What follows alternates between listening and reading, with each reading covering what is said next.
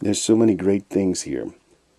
And I really think that the folks with the Chronological Bible could have done justice to the chronology of some of these things that we just read. Instead of reading the whole section, at a time, some of these little instances with the angel and the angels. And, it tells about the angel who was sitting upon the stone. And then, that's in Matthew 28. And then it tells of the one who's in the tomb. So there's two. And then it tells in Luke that there were two men by them in shining garments. And so there's like little different instances of these guys, and so it would have been neat if they'd have. So I guess that we can do that, huh? Study it, ask the Lord. He'll show you what came first.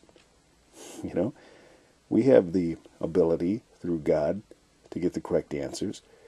We don't need a chronological Bible, even though it's really neat to see what some people have worked on to put together.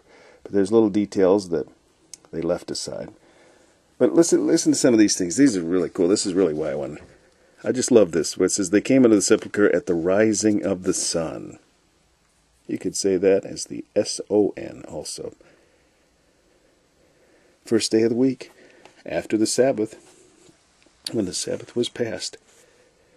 That's why the Sabbath is there, folks. People want to argue about stuff with the Sabbath. The Sabbath was created for man, for man's salvation. Jesus' work was complete.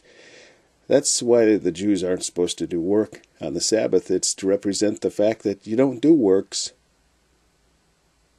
for salvation.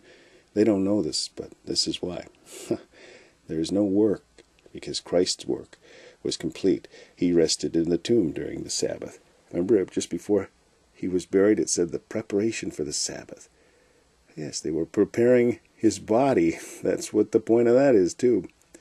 And he rested on the Sabbath, just as God rested when he created the universe, in honor of his Son, who would rest on the Sabbath and rise again on the first day of the week.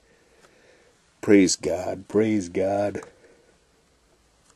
You might have noticed that I stopped a little short on that reading. That's because I think this would be better placed here. That's also why I started the last reading with John and then hopped back over here, because I always think it's odd when there's just one verse at the end of a section. So I once again think that could have stood to have been before that, just so it doesn't just tacked on to the end oddly. Okay, so we'll get on with 982, I think, is the next reading. Indeed.